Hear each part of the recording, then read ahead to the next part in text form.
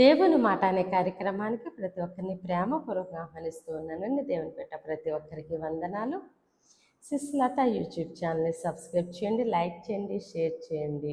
మీ యొక్క prayer రిక్వెస్ట్ని comment రూపాన తెలియచేయండి. ఈరోజు దేవుడు మన కొరకు సిద్ధపరిచిన వాగ్దానాన్ని చూద్దామండి. యెషయా 46వ అధ్యాయము 4వ వచనము.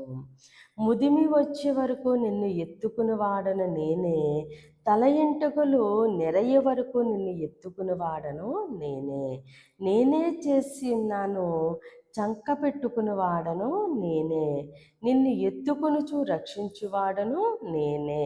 ఆమేన్. దేవుడి రోజు మనతో మాట్లాడుచున్న ఆయన మంచి మాట, నిన్ను ఎత్తుకొనుచు రక్షించువాడను నేనే. ఆమేన్. దేవుడి రోజు నీతో నాతో మాట్లాడుతూ ఉన్నారు. అమ్మా, నిన్ను ఎత్తుకొనుచు నిన్ను రక్షించేవాడని నేనే. మనం ఏ పరిస్థితిని చూసి భయపడుతూ ఉన్నామో దేవుడు అంటూ ఉన్నారు.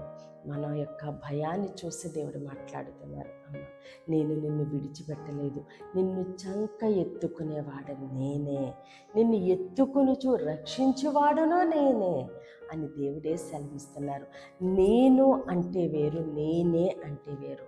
నేనే అంటే నేనొక్కడనే, నేను అంటే నేను, అందరిలో కూడా నేను. కానీ దేవుడు చెప్తున్నారు నేనే అంటే ఆయన మాత్రమే మనల్ని ఎత్తుకునే దేవుడు అండి.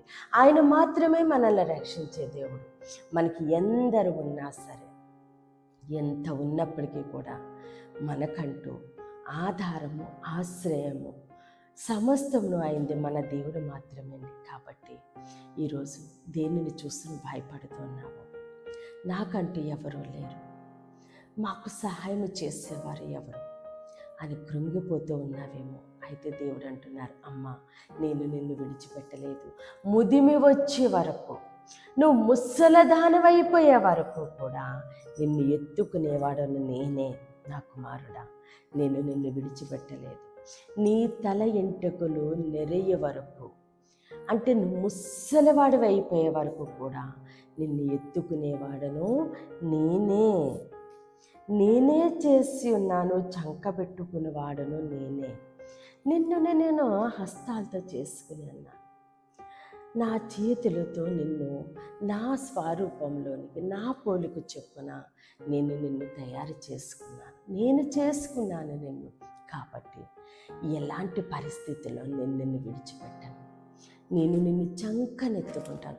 బిడ్డలు దేనినన్నా చూసి, పిల్లిని కానీ కుక్కని కానీ కొత్తగా ఎవరైనా వచ్చినప్పుడు వారిని చూసి భయపడినప్పుడు వెంటనే వారు పరిగెత్తుకు వస్తూ ఉంటే తల్లి వెళ్ళి వాళ్ళని వెంటనే చంక పెట్టుకుంటుంది. ఎందుకంటే వాళ్ళు అది చూసి భయపడుతున్నారు కాబట్టి.